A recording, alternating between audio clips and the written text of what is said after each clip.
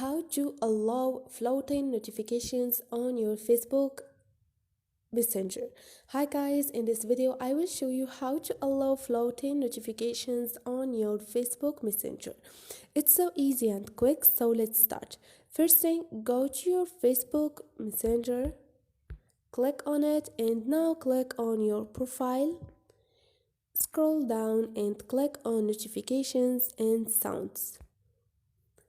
Now click on the third option, which is customize notifications, and you have the second option, which is floating notifications.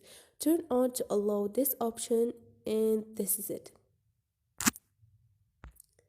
So this is it guys, hope this video was helpful to you, and if you liked the video, don't forget to subscribe and like.